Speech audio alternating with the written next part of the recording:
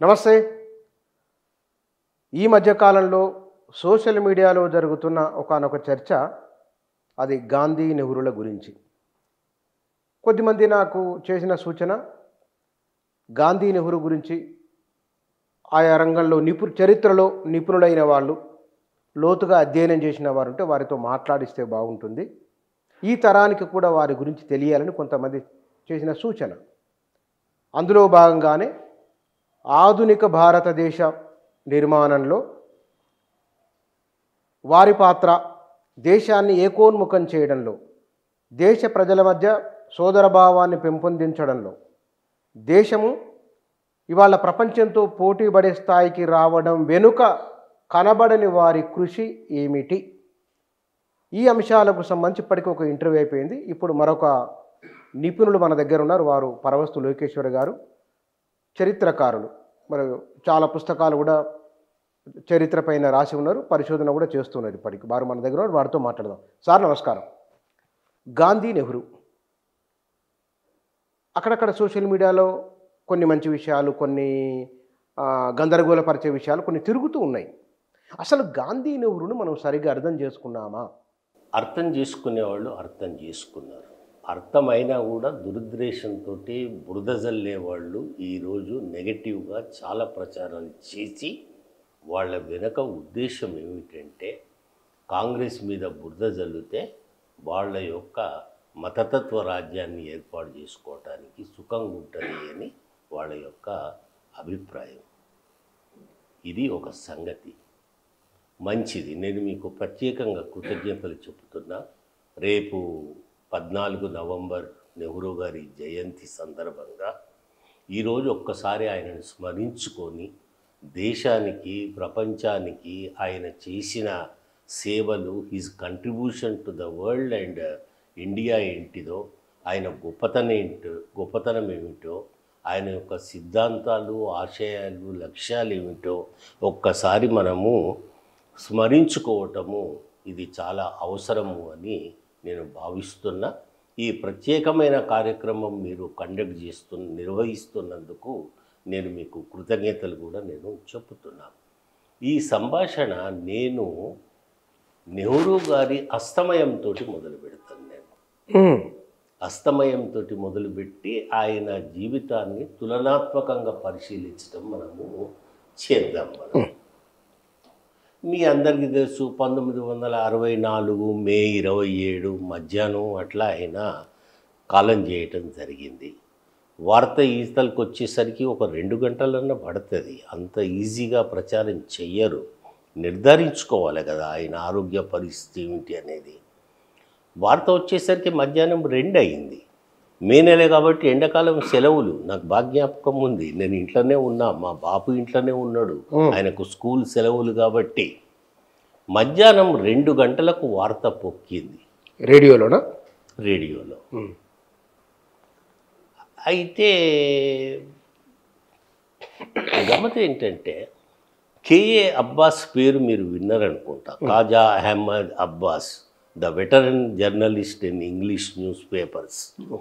తర్వాత రాజ్ కపూర్ సినిమాలకు కథ, డైలాగులన్నీ రాసింది కేఏ అబ్బాస్. గొప్ప సెక్యులరిస్ట్ ఆయన. అప్పుడు ఆయన బ్లిడ్జ్ పత్రికలో పనిచేస్తున్నాడు. బ్లిడ్జ్ ఇప్పుడు వస్తుందో లేదో, అది వారపత్రిక. దానికి ఎడిటర్ రూసి కరంజియా ఉండే.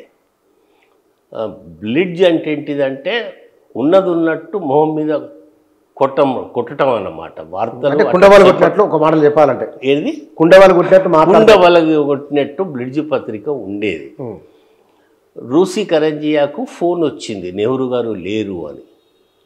అందరూ స్టన్ అవుతారు ముందు, ఎందుకంటే ఆయన చాలా ఆరోగ్యమైన మనిషి ఉండే ఆయన. తర్వాత అప్పుడు తన ఇన్ఛార్జ్ కేఏ అబ్బాస్ను పిలిచి ఇట్లా నెహ్రూ గారు లేరని, నాకు మీ జర్నలిజంలో టెలిప్రింటర్స్ అవన్నీ ఉంటాయి కదా, ఇట్లా వార్త వచ్చిందంటే అబ్బాస్ గొప్ప అభిమాని నెహ్రూకు చిన్నప్పటి నుంచి. గాంధీ వాళ్ళ ఇంటికి వచ్చిండు ఒకప్పుడు పానిపట్లో. వాళ్ళ కుటుంబ సభ్యుల మధ్యన కూర్చున్నాడు, ఊరోళ్ళందరూ వచ్చి కూర్చున్నారు. అప్పుడు 10 ఏళ్ల పిల్లగాడు ఆయన. అట్లా గాంధీ అన్న, నెహ్రూ అన్న కేఏ అబ్బాస్కు గొప్ప అభిమానం ఆయన. అయితే రూసి కరంజియా కేఏ అబ్బాస్కి ఏమన్నాడంటే, మనదేమో ఈవినింగ్ ఎడిషన్. ఇక టైం లేదు, 3 అవుతున్నది, 5:30 6కు పేపర్ ఈతలకి రావాలి. There is no time. నువ్వు టైటిల్ ఎట్లా పెడతావో నువ్వు పెట్టు, 2 పదాలు ఉండాలి. నెహ్రూ గారి మరణ వార్త చేయటము 2 పదాలలో ఉండాలి. ఒక్క పదం నెహ్రూ అని ఉండాలి. ఫస్ట్ పెద్ద టెన్షన్, బుర్ర బద్దలు కొట్టుకునే టెన్షన్. నెహ్రూ అన్న ఒక పదం కంపల్సరీ. అద్భుతమైన టైటిల్ సెలెక్ట్ చేసిండు 2 పదాలతో. ఆ టైటిల్ కలంజియా ముందు పెట్టంగానే ఆయన కూడా ఖుష్ అయిపోయాడు. అందరేం పెడుతుండ్రు, Nehru died, Nehru no more, Nehru expired, Nehru ఇక లేరు, నెహ్రూ ఇక లేరు. ఇట్లా అబ్బాసాబ్ ఏం పెట్టిండు ఇంగ్లీష్లో, నెహ్రూ లీవ్స్, LIVES, లీవ్స్ అంటే తెలుగులో నెహ్రూ జీవించే ఉంటాడు, లేదా నెహ్రూ సదా ఎల్లప్పటికీ జీవించే ఉంటాడు. నెహ్రూ లీవ్స్ అని పెట్టిండు. అది కరెక్ట్ మాట. నెహ్రూ ఈరోజు కూడా ఆయన సిద్ధాంతాలు, ఆయన ఆశయాలు, ఆయన ఆచరణ, ఆయన ఇన్స్పిరేషను మన మధ్యలో జీవించి ఉన్నది కాబట్టి ఆయన జీవించినట్టే లెక్క. ఆయన జీవించి ఉన్నాడు కాబట్టే ఈరోజు మనం ప్రత్యేకంగా నెహ్రూ గురించి మనం మాట్లాడుతున్నాము, ఆయన సేవలను అంచనా గడుతున్నాము. ఇంకొకటి మీకు తాజా ఉదాహరణ ఒకటి ఇస్తా, బహుశా మీరు కూడా గమనించి ఉంటారు. మొన్న జోహరాన్ మమ్దాని గెలవంగానే, న్యూయార్క్ మేయర్గా గెలవంగానే తన ఉపన్యాసంలో నెహ్రూను స్మరించుకున్నాడు. ఆయన యొక్క సిద్ధాంతము డెమోక్రాటిక్ సోషలిజం అన్న వర్డ్ కూడా ఆయన వాడిండు. Because is a social democrat. Zohran Mamdani social democrat కాబట్టి డెమోక్రాటిక్ సోషలిజం నా ఆశయం అని అన్నాడు. ఆ సందర్భంలో నెహ్రూను మళ్ళీ జ్ఞాపకం చేసుకున్నాడు. వారం రోజులు కూడా కాలేదనుకుంటా. సో నెహ్రూ లీవ్స్ అనేది చాలా సరైనటువంటి పదము. ఇదొకటి. ఈ భారతదేశ ప్రజలు నెహ్రూకు ఒక గొప్ప బిరుదు ఇచ్చిండ్రు. ఆయనకు ప్రజలు ఇచ్చిన బిరుదు నవభారత నిర్మాత, పండిత్ జవహర్లాల్ నెహ్రూ. ఈ పదం ఎన్ని రోజులు ఆయన వినక మరుగున పడిపోతుంది. అట్లా కావాలని మరుగున పడేస్తున్నారు కదా, అట్లా పడేస్తుండ్రు కదా కావాలని. ప్రజలు ఆయనకు నవభారత నిర్మాత అని ఎందుకు ఇచ్చిండ్రంటే, స్వాతంత్రోద్యమం నడుస్తున్నప్పుడు దేశ ప్రజలు, కాంగ్రెస్ నాయకులు, అన్ని వర్గాల వాళ్ళు ఒకటే లక్ష్యంతో పనిచేస్తున్నారు, స్వాతంత్ర సాధన. నెహ్రూ దానికోసం పనిచేస్తూనే వచ్చిన స్వాతంత్ర్యము ఏ దశ, ఏ దిశలో, ఏ రకంగా పురోగమించి ప్రపంచ పటంలో ప్రత్యేకంగా ఎట్లా నిలబడాలి అనేది ఆయన నిరంతరంగా ఆలోచిస్తుండేవాడు. స్వాతంత్రం తప్పకుండా వస్తుంది, కానీ వచ్చిన స్వాతంత్రాన్ని మనం ఏ దిశగా మనం డ్రైవ్ చేయాలి, ఏ దిశగా మనము దాన్ని నడపాలి, కొత్త భారతదేశం ఏ రకంగా ఉండాలి అని ఆయనకు స్పష్టమైనటువంటి లక్ష్యాలు, గమ్యాలు ఆయనకు ఉండే. ఎందుకంటే ఈజ్ ఎ గ్రేట్ డ్రీమర్, కలల బేహారీ, great thinker, great educationist, great idealist, great poetic heart. ఆయన పోయటిక్ హార్ట్ గురించి తర్వాత వస్తుంది కథ. అప్పటికే నెహ్రూకు ఉపమానాలు, అలంకారాలు ఎక్కువైనాయి. ఇది నెహ్రూ గురించి మీరు చెప్పే దాంట్లో. మరి ఆయనకు ప్రజలు నవభారత నిర్మాత అని ఎందుకన్నారు? ఉత్తగని లేదు కదా, ఈ లక్షణాలు అన్నీ ఉన్నాయి కాబట్టి అన్నారు ఆయన. కాబట్టి నెహ్రూను గొప్ప దార్శనికుడిగా, ఒక ద్రష్టగా, భారతదేశాన్ని సృష్టించుడు కాబట్టి ఒక స్రష్టగా ప్రజలు ఆయనను లెక్కేసుకున్నారు. ఇది ఒక సంగతి. తర్వాత నెహ్రూ ఆ కాలంలో మొత్తము యువతీ యువకులకు లేదా యువజనాలకు గొప్ప ఆదర్శమైనటువంటి నాయకుడు ఆ తరానికి. ఆ రోజుల్లో. ఈ రోజుల్లో కూడా తప్పకుండా ఆ కెరిస్మా, ఆ ఆకర్షణ శక్తి నెహ్రూ గారికి ఉన్నది. అయితే ఆ భారతదేశంలో ప్రజలు అట్లా ఎందుకు అని అంటే, గాంధీ కంటే నెహ్రూ 20 సంవత్సరాలు చిన్న, సర్దార్ వల్లభాయ్ పటేల్ కంటే 14 సంవత్సరాలు చిన్న నెహ్రూ గారు. గొప్ప మేధావి, ఆక్స్ఫర్డ్ యూనివర్సిటీలో చదువుకొని వచ్చిండు. ఆయన మొట్టమొదటిసారిగా 1929 డిసెంబర్ 31న లాహోర్లో ఉన్న రావి నది తీరాన కాంగ్రెస్ సమావేశాలు జరిగినప్పుడు ఆయన అర్ధరాత్రి 12 గంటలకు జెండా ఎగరేసి కాంగ్రెస్ పార్టీ మొట్టమొదటిసారిగా సంపూర్ణ స్వాతంత్ర్యం మా లక్ష్యం అని నెహ్రూ ప్రకటించడం జరిగింది. ఆ మరునాడు ఏంటిదంటే జనవరి 26న దేశం మొత్తము అర్ధరాత్రి మళ్ళీ దేశం మొత్తము సంపూర్ణ స్వాతంత్ర దినం జరుపుకోవాలని పిలుపు కూడా ఇవ్వటం జరిగింది. నెక్స్ట్ ఇయర్ 1930లో నెహ్రూ 40 సంవత్సరాల వయస్సులో కాంగ్రెస్ పార్టీకి అధ్యక్షుడయ్యిండు. నెహ్రూ ఉన్నప్పుడే నెహ్రూ యొక్క చొరవతోటి సంపూర్ణ స్వాతంత్ర్యం మా లక్ష్యం అని ప్రకటించడం వల్ల దేశంలో ఉన్న యువతీ యువకులకు ఆయన గొప్ప నాయకుడయ్యిండు ఆయన. రెండోది ఏమిటంటే 1927లోనే రష్యాకు వెళ్ళి రష్యా సందర్శించి నవభారత నిర్మాణంలో ప్లానింగ్ ఉండాలి, పబ్లిక్ సెక్టర్ ఉండాలి, మిక్స్డ్ ఎకానమీ ఉండాలి అని ఆయన ఆలోచించాడు. ఆయన యొక్క కంట్రిబ్యూషన్ తర్వాత కాలంలో ఏంటిదంటే పొలిటికల్గా ఎకనామిక్గా ఇవన్నీ మాట్లాడుకుందాం. పొలిటికల్గా ఆయన యొక్క ఫిలాసఫీ ఏంటిదంటే డెమోక్రాటిక్ సోషలిజం నా లక్ష్యము. ఈ దేశ ప్రజలకు ప్రజాస్వామ్యము ఉండాలి, సోషలిజం కూడా ఉండాలి. ఈ రెండు కలిపితేనే మనిషికి సంపూర్ణ స్వాతంత్రం అనేది దొరుకుతుంది. ఏదన్నా ఉంటే కనుక అది ఉండాలి తప్ప లాంటిది ఉండకూడదు. ప్రజాస్వామ్యం బాగుంది, సోషలిజం తరహా అన్నప్పుడు అది సోషలిజం కాదు, కానీ దాని తరహా అనడం అంటే నెహ్రూ తీసుకున్న ఈ మధ్యవాద మార్గమే దేశాన్ని ఇబ్బందుల్లోకి నెట్టింది అని కొంతమంది ఆర్గ్యుమెంట్ చేస్తున్నారు. దీన్ని చాలా రకాలుగా చెప్పిండ్రు. ప్రైవేట్ సెక్టార్ అవసరమా భారతదేశానికి, పబ్లిక్ సెక్టార్ అవసరమా, నెహ్రూ యొక్క మిక్స్డ్ ఎకానమీ వల్ల దేశము కొన్ని లోటుపాట్లకు గురయింది. మిక్స్డ్ ఎకానమీ కనుక పెద్ద పొలిటికల్ ఐడియాలజీ ఏంటంటే డెమోక్రాటిక్ సోషలిజం.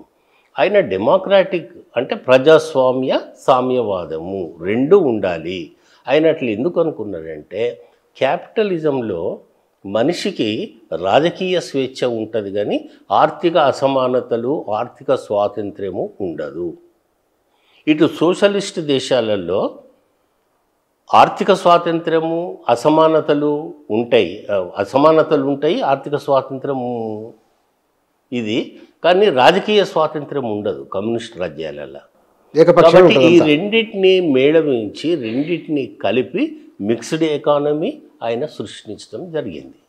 అయితే ఈయన చదువుకునే రోజుల్లోనే ఇంగ్లాండ్లో political philosophers Fabian socialism, democratic socialism అని వాళ్ళు చెప్పడం జరిగింది. సో నెహ్రూ యొక్క ఉద్దేశం ఏంటంటే విప్లవం ద్వారా కాకుండా సంస్కరణవాదంతో నెమ్మదిగా సంపూర్ణంగా సామ్యవాదాన్ని సాధించాలి. ఓకే, దశల వారీగా ఇది ఆయన పొలిటికల్ థియరీ. నేను చెప్పేది డెమోక్రాటిక్స్. తర్వాత మనం ఎకనామిక్ రంగానికి వద్దాం, ఆర్థిక రంగానికి మనం తర్వాత వద్దాం.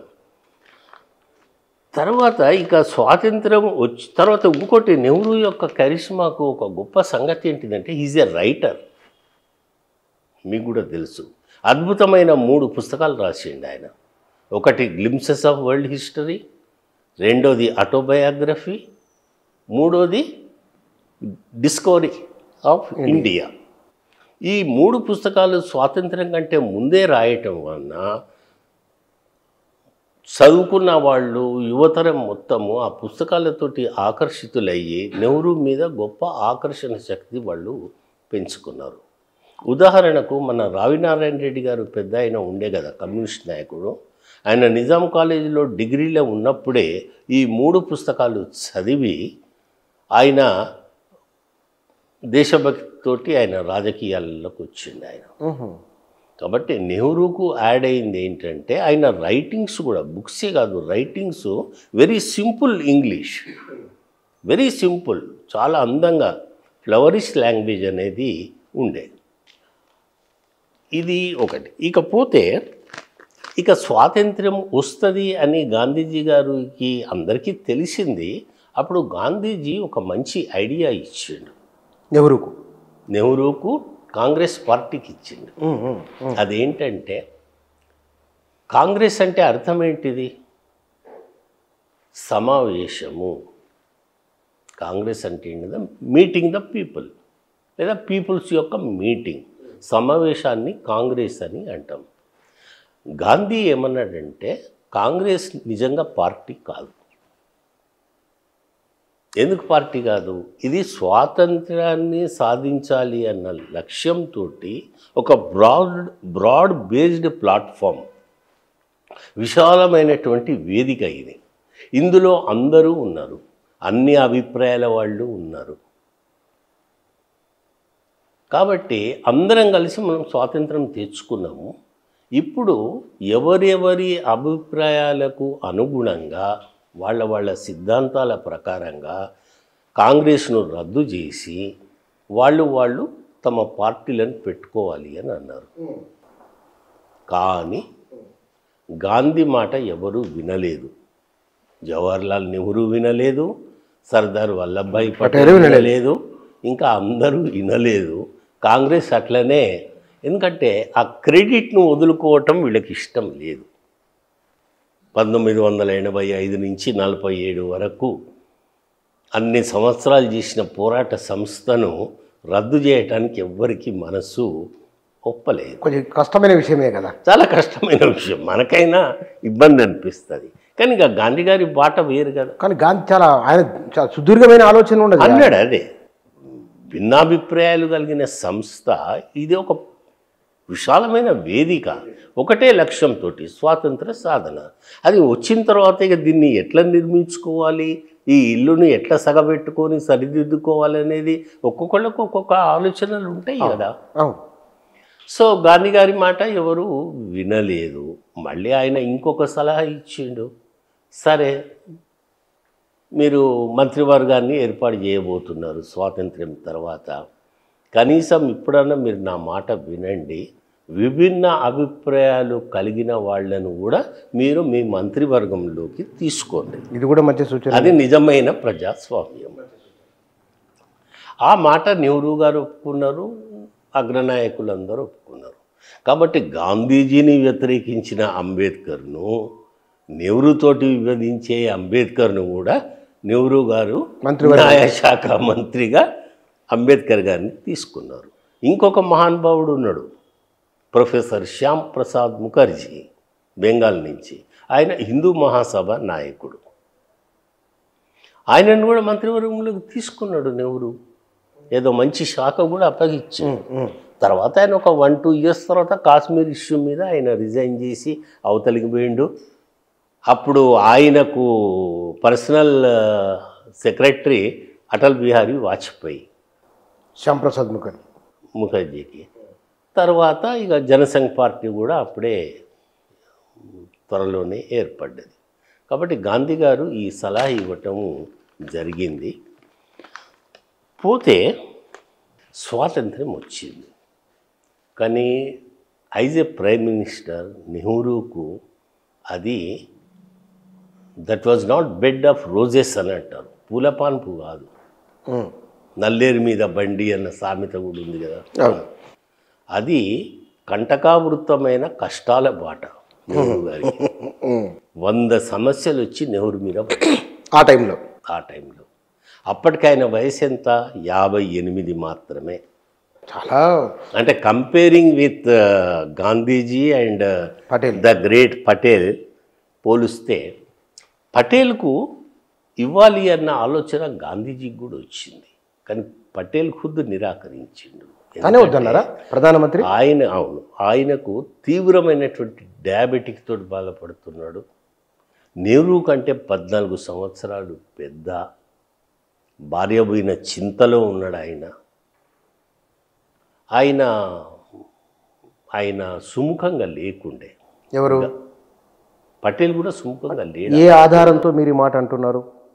పటేల్ నెహ్రూ అంటే పటేల్ ప్రధానమంత్రి అయితే బాగుండేది, కాకుండా చేసినని కొందరు ఒక ప్రచారంలో ఉన్నది ఒక మాట. అవి 2 పుస్తకాలు ఉన్నాయి. ఒకటి freedom at midnight by Dominique Lapierre, French writer. రెండోది Indian writer Ramachandra Guha well known. Dominique Lapierre కూడా ఫ్రీడమ్ ఎట్ మిడ్ నైట్ ఇది. తర్వాత అనేక పత్రాల ద్వారా కూడా పటేల్ను చాలామంది రికమెండ్ చేసిండ్రు, చేయలేదని కాదు. కానీ గాంధీజీ పటేల్ వైపు మొగ్గు చూపెట్టకుండా ఈజ్ వెరీ యంగ్ మ్యాన్, ఆ ఉద్దేశంతో ఆయన. తర్వాత ఇంకొక సంగతి మీకు చెప్తా. చాలామంది పటేల్కు నెహ్రూకు మధ్య విభేదాలు ఉన్నాయని చాలా నీలి వార్తలు ప్రచారం చేస్తున్నారు. నెహ్రూ పటేల్ను ఒక పెద్దన్నయ్యలాగా గౌరవించేవాడు. వాళ్ళిద్దరి మధ్య అభిప్రాయ భేదాలు ఉంటాయి. విభేదాలు ఉన్నంత మాత్రాన విడిపోవటం కాదు కదా, అభిప్రాయ భేదాలు ఉంటాయి. ఒక పాలసీ అమలు పరిచేటప్పుడు, ఒక దేశాన్ని నడిపించేటప్పుడు అది చిన్న సంగతి కాదు కదా, అనేక అభిప్రాయాలు ముందుకు వస్తాయి. అట్లా పటేలు నెహ్రూ గారితో చాలా విషయాలలో విభేదించిండు ఆయన. కానీ నెహ్రూకు పటేలు రైట్ హ్యాండ్ ఉండే. ఇంకా చెప్పనా, స్వాతంత్రం వచ్చిన తర్వాత 3 ఏళ్ళు కూడా కాకముందే 1950 అక్టోబర్లోనో ఏమో పటేల్ చనిపోయాడు. ఎందుకంటే అప్పటి నుంచే ఆయనకు సుదీర్ఘమైనటువంటి షుగరు, అదర్ ప్రాబ్లమ్స్ ఇవన్నీ. అప్పుడు నెహ్రూ కుప్పగూలిపోయాడు. నాకు రైట్ హ్యాండ్ పోయింది, ఒక పెద్ద సమస్య ఉండే నాకు. అదేంటంటే సంస్థానాల సమస్య, the question of princely states. ఆ సంస్థానాల సమస్య నెహ్రూ కంటే ప్రతిభావంతంగా చాణక్యంతో సామధాన భేద దండోపాయాలతోటి పరిష్కరించింది సర్దార్ పటేల్. మనం ఆయన్ని తప్పకుండా రికగ్నైజ్ చేయాలి, గౌరవించాలి. కాబట్టి నెహ్రూ ఆయనను ఒక పెద్దన్నలాగా, ఎందుకంటే 14 సంవత్సరాలు చిన్న కదా ఆయన కంటే, ఆ గౌరవ మర్యాదలు ఉండే. ప్రజలు అట్లా అనుకునేవాళ్ళు. కాబట్టి నెహ్రూ ప్రైమ్ మినిస్టర్గా రాగానే that was not bed of roses. అనేక సమస్యలు ఆయన నెత్తి మీద పడ్డాయి. పెద్ద సమస్య అది చెప్తాను. పెద్ద సమస్య ఏంటంటే దేశ విభజన మరియు కాందిశీకుల పునరావాస సమస్య. ఎవరైతే పాకిస్తాన్ నుంచి వచ్చిండ్రో పెద్ద ఎత్తున మత కల్లోలాలు జరుగుతున్నాయి. ఈ మత కల్లోలాలు స్వాతంత్రము 1 సంవత్సరానికి వస్తుందనంగా 46 నుంచే మత కల్లోలాలు ఫస్ట్ వెస్ట్ బెంగాల్లో స్టార్ట్ అయినాయి. అక్కడి నుంచే బీహార్కు బాకింది, యునైటెడ్ ప్రావిన్సెస్ అంటే ఉత్తరప్రదేశ్ అంటాం ఇప్పుడు, దానికి బాకింది, తర్వాత పంజాబ్. ఇట్లా అదొక అగ్నిలాగా మత కల్లోలాలు మొత్తం వ్యాపిస్తున్నాయి ఒక 1 ఇయర్ బిఫోర్ నుండి. సో నెహ్రూ అధికారంలోకి రాగానే ద ఫస్ట్ టాస్క్, మొదటి కర్తవ్యం ఏంటంటే అక్కడి నుంచి లక్షలాది మంది హిందువులు ఇటు వస్తున్నారు, ఇక్కడి నుంచి లక్షలాది మంది ముస్లిమ్స్ అటుపోతున్నారు. వీళ్లకు పునరావాస సౌకర్యం ఎట్లా, ముందు మత కల్లోలాలను కట్టడి చేయటం ఎట్లా, ల్యాండ్ ఆర్డర్ ప్రాబ్లం అనేది నెహ్రూకి వచ్చింది. 15న స్వాతంత్రం వచ్చిందా? 16 నాడు నెహ్రూ హెలికాప్టర్లో ఆ సరిహద్దులలో ఏంటిది పొజిషన్ అని తెలుసుకోవాలని హెలికాప్టర్లో ఏరియల్ సర్వే అంటాం కదా దాన్ని చేస్తే దాదాపు 1,00,000 మంది ముస్లిమ్స్ జలంధర్ పట్టణం నుంచి అటు పాకిస్తాన్ వైపుకు వలస వెళ్తున్నారు. అక్కడ నుంచి హిందువులు కూడా వచ్చారుగా ఇక్కడికి. అదే చెప్పబోతున్నారు. ఇక్కడి నుంచి 1,00,000 మంది ముస్లిమ్స్ భార్యా పిల్లలతోటి వాళ్ళ సామాన్లతోటి పశువులతోటి బయలుదేరారు. 1,00,000 మంది. ఆ క్యూ ఎంత పొడుగున్నదంటే అటువంటి క్యూలు చాలా అయినాయి. ఈయన చూసిన 1,00,000 మంది 15 కిలోమీటర్ల దూరం అది, అంత పొడుగున్నది. వీళ్ళు జలంధర్ నుంచి లాహోర్కు పోతూ మధ్యలో అమృత్సర్లో ఆగిండ్రు, అంటే ముస్లిమ్స్ అన్నట్టు. పాకిస్తాన్ నుంచి వాఘా బార్డర్ దాటి ఇటు అమృత్సర్కు వస్తున్న హిందువులు 70,000 మంది ఉన్నారు. వాళ్ళది కూడా పొడుగు క్యూ. నెహ్రూ ఈ హెలికాప్టర్ నుంచి 2 వైపుల నుంచి వచ్చే జనాలను చూసినప్పుడు ఆయనకు ఒక పెద్ద భయం పట్టుకున్నది. ఏంటిదంటే అమృత్సర్ పట్టణంలో ఈ 2 ఏమంటారు కలిస్తే కనుక ఇద్దరు అటు ఇటు కలిసి వచ్చి మళ్ళీ కొట్టుకొని చచ్చిపోయే ఛాన్స్ ఉన్నది. అప్పటికే పోయేటోళ్లను వచ్చేటోళ్లను దోపిళ్ళు హత్యలు ఇవన్నీ జరుగుతున్నాయి. అమృత్సర్లో ఈ 70,000 మంది 1,00,000 మంది కలిస్తే మళ్ళీ మత కల్లోలాలు జరుగుతాయని చెప్పి ఇమ్మీడియట్గా నెహ్రూ హెలికాప్టర్ల నుంచే ఫోన్ చేసి అమృత్సర్లో ఉన్న సైన్యానికి ఏం చేసిందంటే అటు నుంచి వస్తున్న 70,000 మందిని అమృత్సర్లకు రానియకుండా పక్క నుంచి డైవర్ట్ చేయండి. పక్క నుంచి డైవర్ట్ చేయాలంటే అవన్నీ ఇండ్లు ఉన్నాయి, ఇండ్లు దుకాణాలు అవి, వాటినన్నింటిని బుల్డోజర్లు పెట్టి ప్రస్తుతానికి మీరు కొట్టేసేయండి. ముందు 70,000 మందిని అటు పంపండి, 1,00,000 మందిని ఇటు పంపండి అని. సో ఇది ఒక ఉదాహరణ ఇస్తున్నా. తర్వాత అటు పాకిస్తాన్ నుంచి వచ్చిన హిందువులు వాళ్ళంతా గాయపడ్డ క్షతగాత్రులే, బాధితులే వాళ్ళందరూ. వాళ్ళు ఢిల్లీకి రాగానే వాళ్ళు ఏం చేసిందంటే ఎవరైతే ముస్లిమ్స్ ఇండ్లు ఖాళీ చేసి వెళ్ళిపోయిండ్రో వాళ్ళన్ని మైట్ ఈజ్ రైట్ అన్నట్టు అవన్నీ ఆక్రమించుకున్నారు. తప్పేం లేదు, తప్పటి వాళ్ళ ఇండ్లు అక్కడ పోయినాయి కదా, మరి వీళ్ళు పోయినాయి కదా. అయినా సరిపోలేదు. లక్షలాది మంది ప్రజలు ఫుట్పాత్ల మీద గుడారాలు వేసుకొని ఉంటున్నారు. నెహ్రూ కాలినడకన అవన్నీ సంచరించేవాడు. ఆఖరికి ఏమైందంటే ఆ లాల్ కిలాలో తలదాచుకున్న లాల్ కిలా చుట్టుపక్కల ఆ ముస్లిం లొకాలిటీస్ అన్నిటినీ హిందువులు ఖాళీ చేయించడం జరిగింది. ఇదే సంగతి అక్కడ కూడా జరిగింది. మళ్ళీ పునరావాస సమస్య అనేది నెహ్రూకు నిద్ర పట్టేది కాదు. సరే, ఆయన బడి మంత్రివర్గం అందరూ ఉంటారు, పెద్దవాళ్ళందరూ ఉంటారు. రెండో పెద్ద సమస్య ఏమొచ్చిందంటే స్వాతంత్రం వచ్చి 5.5 నెలలు కాకముందే గాంధీజీ హత్య జరిగింది. ఇది రెండో దెబ్బ నెహ్రూ. ఇక్కడ ఒక ఆనాడు నాయకత్వం పకడ్బందీ వ్యూహంతో ముందుకు వెళ్ళి ఉంటే కనుక ఇలాంటి పరిణామాలు జరిగేవి కావు అనే ఒక చర్చ కూడా ఉన్నది. అది ఇప్పటికీ ఆ చర్చ మనం తరచుగా వింటూ ఉన్నది. ఇది అంత ఈజీగా పరిష్కరించబడే సమస్య కాదు. దీనికి బాధ్యులు ఇంగ్లీష్ వాళ్ళు. ఎట్లా అంటే చెప్తా, ఒక్క దేశ విభజనకు 1 నెల ముందు సరిహద్దుల నిర్ణయం జరిగింది. రాడ్ క్లిఫ్ అనే అతన్ని నియమించారు. వాడికి తలా తోక తెలియదు. వాడు ఇష్టం వచ్చినట్టు అప్పటి వరకు ప్రజలు ఏమనుకున్నారంటే మా మసీదులు, మా ఇళ్ళు, మా ఆస్తులు, మా వ్యాపారాలు ఇక్కడ జాగ్రత్తగా ఉంటాయని, ఇటువైపు కూడా మా దేవాలయాలు, మా ఇండ్లు సురక్షితంగా ఉంటాయి, చాలా జాగ్రత్తగా ఆలోచించి సరిహద్దులు నిర్ణయిస్తారు అని అనుకున్నారు.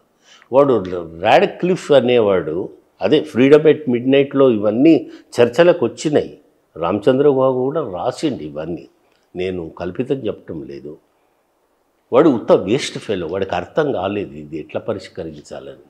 1 నెలకు ముందు ఇండియా పాకిస్తాన్ లైన్ గీసిండు వాడు. దాంతో ఏమైంది,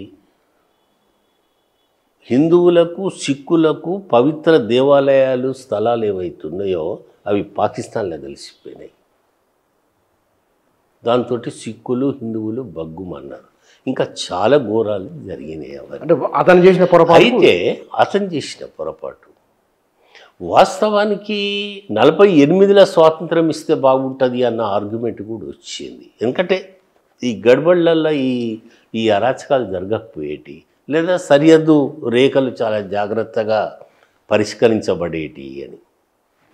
సరే, మీరు అనే దాంట్లో కూడా కొంత నిజం ఉంది, కానీ ఆ చారిత్రక పరిస్థితులు అనేటివి అట్లా వచ్చినాయి ఆ రోజుల్లో. గాంధీజీ పోవటంతో నెహ్రూకు పెద్ద దెబ్బ తాకింది. అది రెండవ సంగతి. మూడో సంగతి ఏంటంటే 562 సంస్థానాలు ప్రిన్స్లీ స్టేట్స్ ఏవైతే ఉన్నాయో అందులో 5-6 తిరుగుబాట్లు చేస్తున్నారు, మేము ఇండియాలో కలవము అని. అది అప్పుడు నెహ్రూ పటేల్ మీద వదిలిపెట్టిండు దాన్ని. పటేల్ చాలా జాగ్రత్తగా 562 సంస్థానాలను భారతదేశంలో కలిపి, చాలా తలనొప్పులు వచ్చినాయి, అంత ఈజీ ఏం కాదు అది. సో ఈ సమస్య కూడా నెహ్రూ ఎదుర్కొన్నాడు యాజ్ ఏ ప్రైమ్ మినిస్టర్గా. ఆఖరిది ఏంటిదంటే కమ్యూనిస్టులు. గతంలో కూడా నేను చెప్పటం జరిగింది, కమ్యూనిస్టులు ఇది స్వాతంత్రం కాదు, ఏ ఆజాదీ జూటీ హే, దేశ్కి జనతా భూకీ హే, తిరుగుబాటు చెయ్యండి. ఆల్రెడీ తెలంగాణలో, హైదరాబాద్ స్టేట్లో జరుగుతుంది, కేరళ బెంగాల్లో జరుగుతుంది, మహారాష్ట్రలో జరుగుతున్నాయి. ఈ రైతాంగ పోరాటాలే కాకుండా జనరల్ స్ట్రైక్లకు పిలిపించింది communist party. Post and telegraph, railways, central government employees, వీళ్ళది ఒక పెద్ద సమస్య అయింది ఆయన పరిష్కరించడం. అది కూడా పటేల్ పుణ్యమా అని వీళ్ళిద్దరూ కృష్ణార్జునులాగా పనిచేసిండ్రు. అబ్బా, ఉండొచ్చు అభిప్రాయ భేదాలు, ఎవరికైనా ఉంటాయి, కానీ వాళ్ళ వల్లనే దేశం రక్షించబడింది. అది కూడా ఒక సంగతి మనము గమనించాలి. సరే, స్వాతంత్రం వచ్చిన తర్వాత నెహ్రూ గురించి డెమోక్రాటిక్ సోషలిజం అనేది ఆయన యొక్క పొలిటికల్ సిద్ధాంతం. అది దానికి అనుగుణంగా 5 year ప్లాన్స్ అనేది ఆయన అమలు చేసిండు. ఆయన పంచవర్ష ప్రణాళికలు. మొట్టమొదటి ప్రణాళిక 1952లో మొదలైంది. 1952లోనే మొదటి జనరల్ ఎలక్షన్స్ కూడా జరిగినాయి మనకు. అప్పటి వరకు మనకు వయోజన సార్వత్రిక ఓటు హక్కు మనకు లేవు. స్త్రీలకు ఓటు హక్కు లేదు, ఇంకా కొంతమందికి లేదు, సంస్థానాలకు లేదు. కాబట్టి జనరల్ ఎలక్షన్స్ కండక్ట్ చేయటం ఒకటి. ఇంకోటి ఏంటంటే 47 స్వాతంత్రం వచ్చినా ఈ దేశానికి రాజ్యాంగాన్ని రచించాలని 46లో కాన్స్టిట్యూయెంట్ అసెంబ్లీని ఏర్పాటు చేసిండ్రు. అందులో ప్రధానంగా doctor B R Ambedkar drafting committee చైర్మన్గా ఉన్నా, ఆ కాన్స్టిట్యూయెంట్ అసెంబ్లీకి డాక్టర్ బాబు రాజేంద్ర ప్రసాద్ చైర్మన్ అయినా, దాని రూపకల్పనలో నెహ్రూ చాలా యాక్టివ్గా తన యొక్క ఫ్యూచర్ ఇండియా ఏ రకంగా ఉండాలి, సోషలిజం, డెమోక్రసీ, సెక్యులరిజం, ఇట్లాంటి అన్నిటిని దృష్టిలో పెట్టుకొని ఆయన అందులో కూడా యాక్టివ్గా పనిచేయటం జరిగింది. 47లో స్వాతంత్రం వచ్చినా మనకు పార్లమెంట్ అంటూ ఇంక ఏర్పాటు లేదు. ఈ కాన్స్టిట్యూయెంట్ అసెంబ్లీయే పార్లమెంటు. తర్వాత 1950 జనవరి 26న ఎప్పుడైతే రాజ్యాంగం అమలయ్యిందో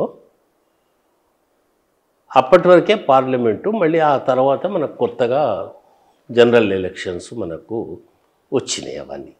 అయితే ఈ నెహ్రూ యొక్క గొప్పతనం ఏంటిదంటే మంత్రివర్గాన్ని ఏర్పాటు చేసేటప్పుడు ఆయన కొంత అమెరికన్ పద్ధతిని పాటించాడు. ఫర్ ఎగ్జాంపుల్ ఎడ్యుకేషన్ మినిస్టర్ను పెట్టాలి. చదువురాని వాళ్ళు కూడా ఎడ్యుకేషన్ మినిస్టర్లు అయ్యిండ్రు ఇప్పుడు ఈ కాలంలో, అంతే కదా, పేర్లు ఎందుకు తీసుకోవాలా? నెహ్రూ ఏం చేసేవాడంటే ఆయా మంత్రిత్వ శాఖలకు ఆయా సబ్జెక్ట్ మ్యాటర్ స్పెషలిస్టులను పెట్టడం జరిగింది. అంటే ఆయా రంగాల్లో నిష్ణాతులు, నిపుణులు అయిన వారిని మంత్రివర్గంలోకి తీసుకోవటము జరిగింది. ఫర్ ఎగ్జాంపుల్ హెచ్ఆర్ గోఖలే అని ఒకతను ఉండే. ఆయన గొప్ప సైంటిస్టు, పెట్రోలియం అండ్ కెమికల్ రంగాలలో. ఆయనను ఈ శాఖకు మంత్రిగా చేసిండు ఆయన. అట్లానే అనేక రంగాల్లో ఉన్న అనేక మంది నిపుణులను ఆయనను సలహాలు తీసుకోవటం జరిగింది. ఫర్ ఎగ్జాంపుల్ ఆర్థిక శాఖ విషయంలో దేశం యొక్క ఆర్థిక రంగం ఏ రకంగా ముందుకు పోవాలి, మిక్స్డ్ ఎకానమీ అనే దాంట్లో బాంబే యూనివర్సిటీ ఫేమస్ ఎకనమిస్టు వకీల్ బ్రహ్మానందం అని ఒక ఆయన ఉండే. ఆయన సలహాలు తీసుకున్నాడు. అట్లనే మహల్నబీస్ అని ఒక పెద్ద ఎకనామిస్ట్ ఉండే, ఆయన ద్వారా ఒక కమిటీ ఏర్పాటు చేసిండు.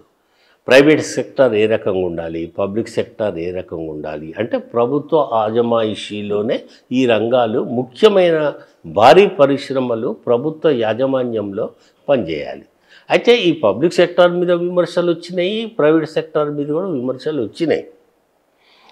నెహ్రూ చేసిన గొప్పతనం ఏంటంటే ఫస్ట్ దేశాన్ని పునర్నిర్మించుకోవటానికి స్టీల్, సిమెంటు అది చాలా అవసరం. స్టీల్, సిమెంట్ లేనిది పునర్నిర్మాణం ఆర్థిక రంగంలో.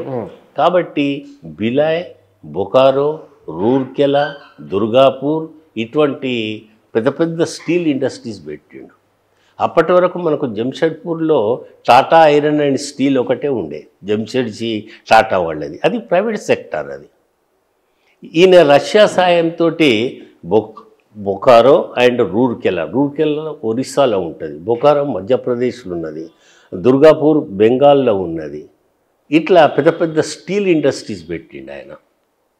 ఇంకోటి ఏం చేసిండంటే దేశానికి మల్టీపర్పస్ ప్రాజెక్టులు, బహుళార్థ సాధక ప్రాజెక్టులు, Nagarjuna Sagar for example, Pochampad, Srisailam, Bhakra Nangal, Damodar river valley ఇట్లాంటి పెట్టి మన సాగర్ ఇనాగ్రేషన్కో శంకుస్థాపనకు వచ్చినప్పుడు ఈ ప్రాజెక్టులన్నీ నాకు దేవాలయాలతో సమానము అని అన్నాడు.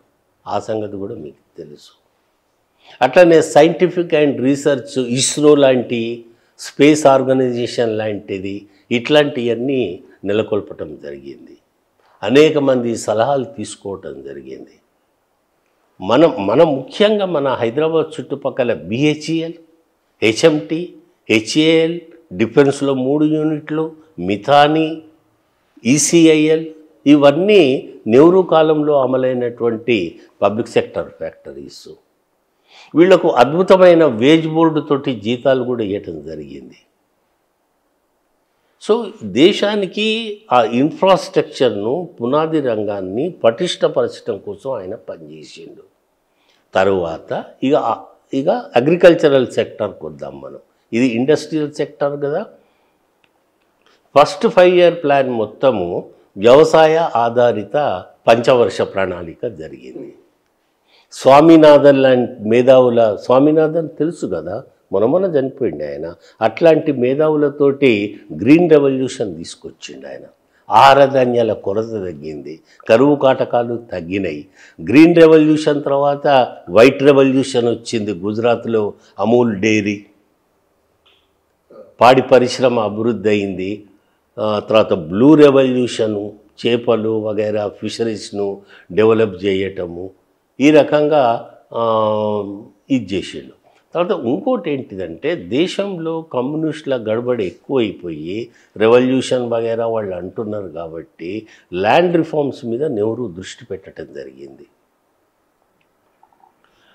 1956లో మద్రాసులో ఉన్న ఆవడిలో కాంగ్రెస్ సెషన్ జరిగినప్పుడు నెహ్రూ స్పష్టంగా చెప్పిండు, నేను తప్పకుండా భూ సంస్కరణలు అమలు చేస్తాను అని చాలా గొప్పగా మాట్లాడటం జరిగింది. ఆ ఆదర్శంతో మన పివి నరసింహారావు గారు మన దగ్గర ఆంధ్రప్రదేశ్లో 1972లో భూ సంస్కరణల చట్టం తీసుకురావటం జరిగింది. కానీ నెహ్రూ హయాంలో భూ సంస్కరణల కంటే ఎక్కువ జమీందారీ అబాలిషన్ జరిగింది. జమీందారీ అబాలిషన్తో పాటు కౌల్దారీ చట్టం కూడా అమలు జరిగింది. ఎవరైతే కౌలుకు పనిచేసుకుంటున్నారో వాళ్లకు సరిగ్గా న్యాయమయ్యేటట్టు ఆ భూములు వాళ్లకు ఇవ్వటం కూడా జరిగింది. 47 ఆగస్టు 14న కాన్స్టిట్యూంట్ అసెంబ్లీ సమావేశం అయినప్పుడు మీరు ఒక క్వశ్చన్ అడగచ్చు, ఈ రాత్రిపూట ఎందుకు పెట్టిండ్రు 12 గంటలకు ముహూర్తం ఏంటది డే తీసుకో. నెహ్రూకైతే ముహూర్తాలు సాంప్రదాయాలు దాని మీద నమ్మకం లేదు. Is a scientific man. ఎందుకు పెట్టిండంటే లాహోర్ నది తీరంలో అర్ధరాత్రి సంపూర్ణ స్వాతంత్రం జెండా ఎగరేసిండ్రు కదా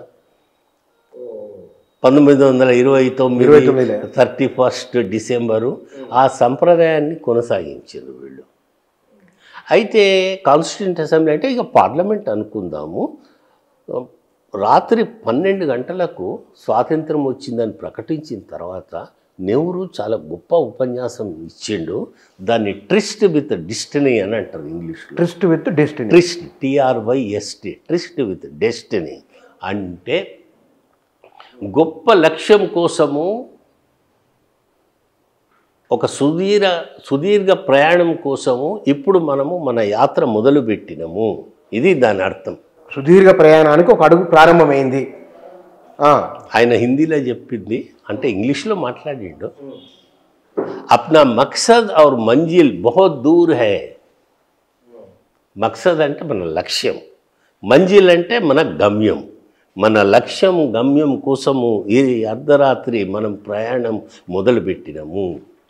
సగం ప్రపంచం, ఆ లెక్చర్లోనే ఒక మాట, మళ్ళీ పెద్ద లెక్చర్ అది, సగం ప్రపంచం నిద్రపోతున్న వేళ ఈరోజు భారతదేశం మేల్కొని ఈ ప్రయాణాన్ని మొదలు పెడుతున్నది. ఇది కఠినతరమైన మార్గం, మనం చాలా జాగ్రత్తగా ముందుకు పోవాలి అని గొప్ప సందేశాన్ని ఆయన ఇవ్వటం జరిగింది. సరే, అగ్రికల్చర్ ఈ రకంగా ఆయన కంట్రిబ్యూషను ఉండే. తర్వాత పటేల్ తోటే కాదు నెహ్రూ గారికి ఏది అభిప్రాయ భేదాలు. రాష్ట్రపతిగా ఎవరు ఎన్నికైనరు మొదటిసారి? బాబు రాజేంద్ర ప్రసాద్. డాక్టర్ బాబు రాజేంద్ర ప్రసాద్. ఆయన కాంగ్రెస్లో మొదటి నుంచి మితవాది. ఆయన నెహ్రూ గారు అతివాది because of western political philosophy, అట్లా అనుకుందాం మనం.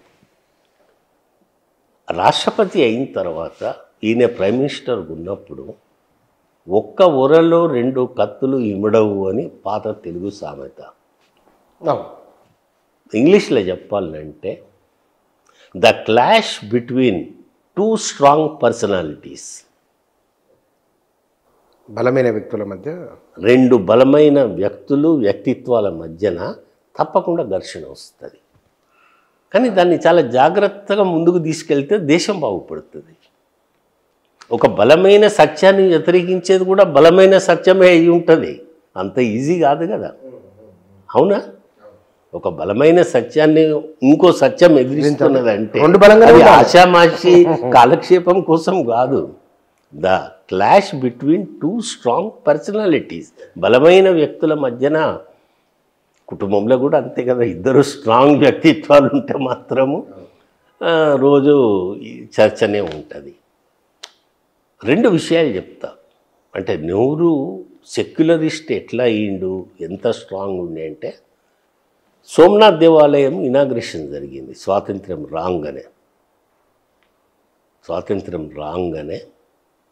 ఈ హిందూ మహాసభ ఇట్లాంటి వాళ్ళు ఇంకా అదర్ ఆర్గనైజేషన్స్ అన్నీ కలిపి దాన్ని పునరుద్ధరించి, ఎందుకంటే గతంలో గజనీ మహమ్మద్ ఎన్నోసార్లు దాన్ని దోపిడీ చేసి ధ్వంసం కూడా చేసిండు కదా, పునరుద్ధరణ జరిగితే వాళ్ళు ప్రెసిడెంట్ గారిని ఆహ్వానించారు. బాబు రాజేంద్ర ప్రసాద్ ఒక మితవాదిగా తన అభిప్రాయాల ప్రకారంగా ఆయన వ్యక్తిగతంగా హాజరు కాకుండా ప్రెసిడెంట్ హోదాలో సోమనాథ్ దేవాలయం వెళ్ళటం జరిగింది. నెహ్రూ పెద్ద లేఖ రాసిండు ఆయనకు.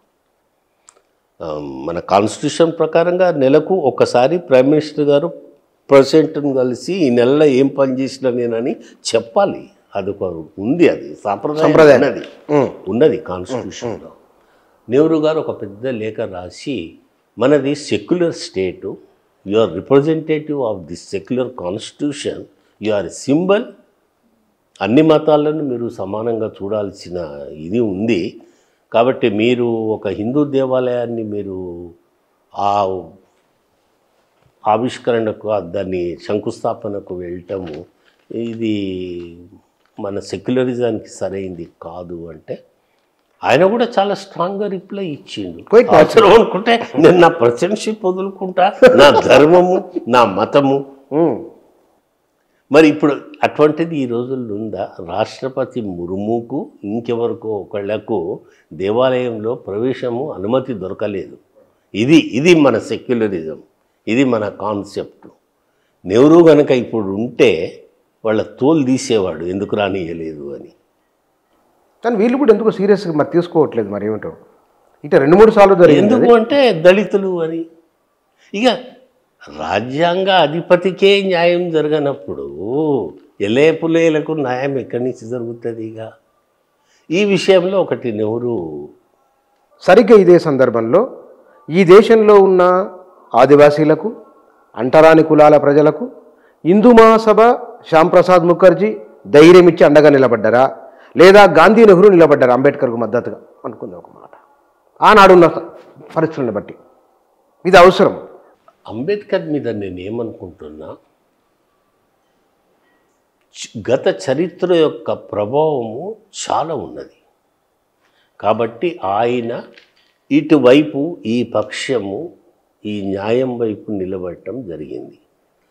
బహుశా ఫర్ ఎగ్జాంపుల్ మహారాష్ట్రలో అనేక సంఘ సంస్కరణ ఉద్యమాలు అంబేద్కర్ కంటే ముందే వచ్చాయి. అందులో ప్రముఖుడు జ్యోతిబా పూలే. పూలే మరణించిన తర్వాత బిఆర్ అంబేద్కర్ జన్మించినట్టున్నది. అవును. మరి పూలే కంటే ముందు సత్యశోధక్ సమాజ్ ఉండే మహారాష్ట్రలో. ఇక అనేక మంది వాస్తవానికి భక్తి ఉద్యమం నుంచే మహారాష్ట్ర సంస్కరణ ప్రారంభం ఉన్నాడు. మరి బాబు రాజేంద్ర ప్రసాద్ ఒక బ్రాహ్మణ్, ఒక బిహారీ. అక్కడ ఎటువంటి సంఘ సంస్కరణల ఉద్యమాలు లేవు కాబట్టి ఇప్పటికి కూడా అక్కడ వివక్ష, అన్యాయాలు కొనసాగుతున్నాయి బీహార్లో. బాగా దళితుల పట్ల విపరీతమైన. కాబట్టి ఆ కాలంలో ఆ స్థల కాలాలలో రాజేంద్ర ప్రసాద్కు ఇటువైపు నిలబడాలి అన్న ఆలోచన రాకపోవటము ఆయనకు సహజమే. Man is a product of times. కాలమే మనుషుల్ని సృష్టిస్తుంది. లెనిన్ ఇండియాలో జన్మిస్తే నాన్ కోఆపరేషన్ మూమెంట్లు ఉండేది. ఎందుకంటే ఈ పరిస్థితులు ఇక గాంధీజీ అక్కడ అప్పుడు రష్యన్ రెవల్యూషన్ టైంలో ఉంటే తప్పకుండా ఆయన రెవల్యూషనిస్ట్గానే ఉండేవాడు. దళిత శిబిరాల నుంచి ఎస్సీ శిబిరాలు అంటే ఎస్సీలు, ఎస్టీలు గాంధీ నెహ్రూలు దళితుల విషయంలో అంత పట్టింపుగా లేరు అని ఒక ఆర్గ్యుమెంట్ ఉన్నది. ఇటువైపు నుంచి కూడా హిందూ మహాసభ వైపు నుంచి కూడా గాంధీ నెహ్రూను అన్నవాళ్ళే ఉన్నారు. నిజంగానే దళితుల కోసము మనకు అనుభవం ఉన్నది కదా. ఇవాళ ఈ 10 ఏళ్ల కాలంలో దళితులపైన దాడులు ఎట్లా ఉన్నాయి, ఒక ఎక్స్పీరియన్స్ ఉంది. ఆనాడు నెహ్రూ కాలంలో 52 నుంచి ఆయన 64 వరకు ఆనాడున్న పరిస్థితి ఏమిటి కొంచెం మనం తులనాత్మకంగా చూద్దాం ఏమిటి అనేది. అంబేద్కర్ ఏమో 1 పాయింట్ ప్రోగ్రామ్ లాగా ఈ concentrated on constitution and upliftment of దడీస్.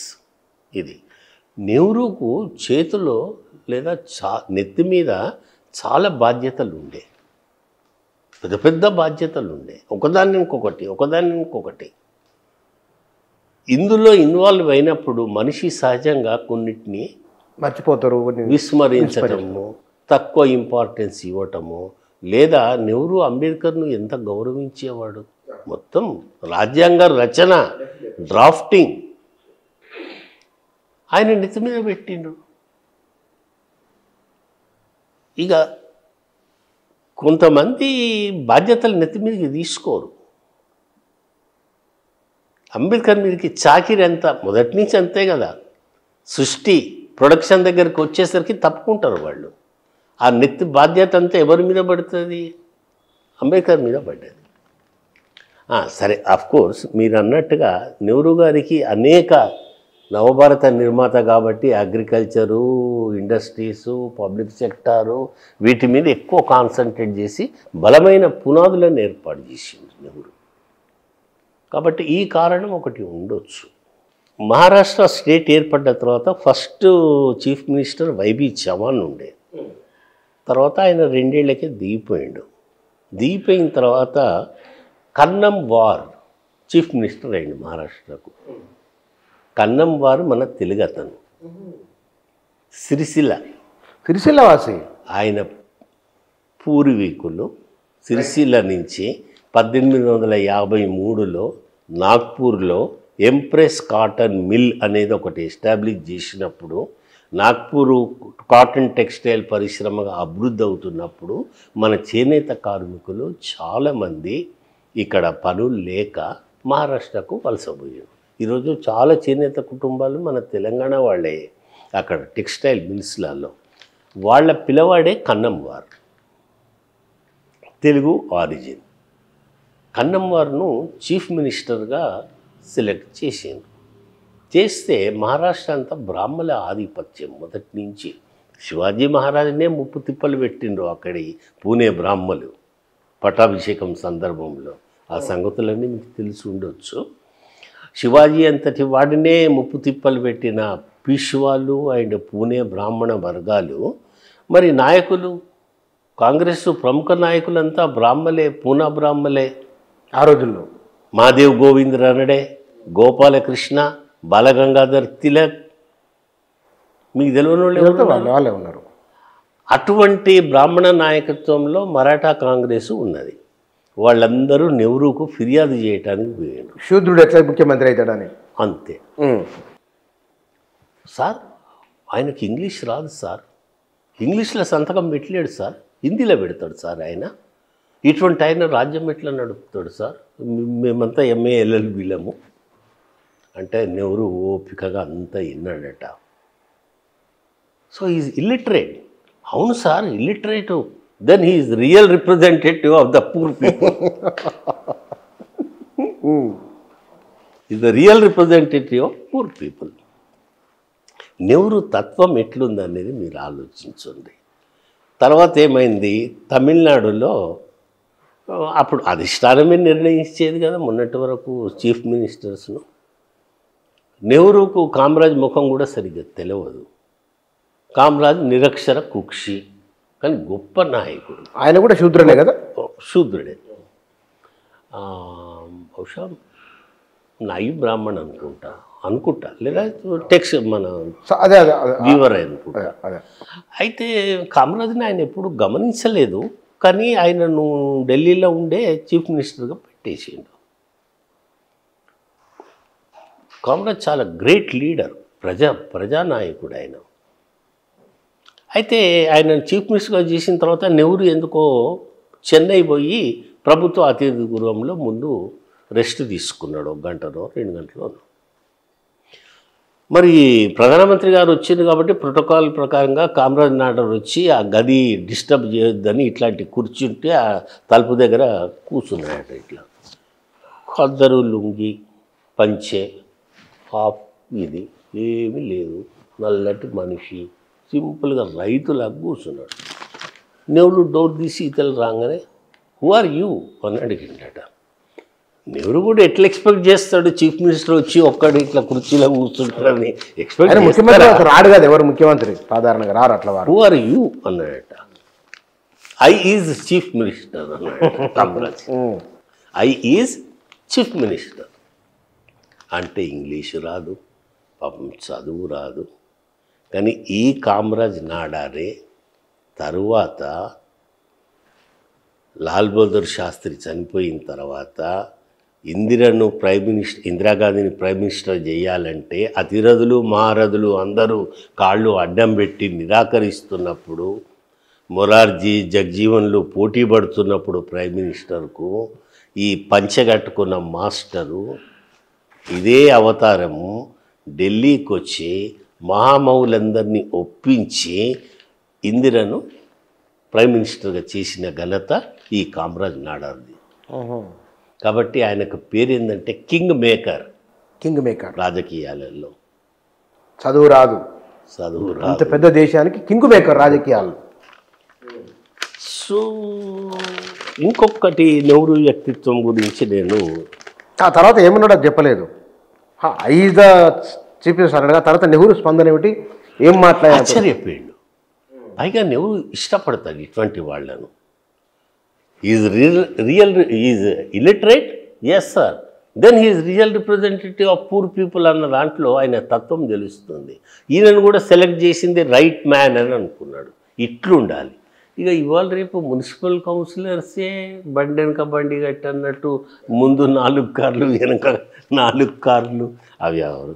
ఇంకోటి నెహ్రూ గొప్పతనం ఏంటంటే ఆ రోజుల్లో మొదటి పార్లమెంట్లో ప్రధాన ప్రతిపక్షం ఏంటంటే సిపిఐ.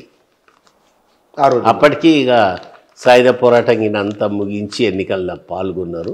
అద్భుతంగా మేజర్ ప్రధాన ప్రతిపక్షము సిపిఐ వాళ్ళు. అందరూ అతిరథులు మహారథులు, మామూలు మనుషులు కాదు వాళ్ళు.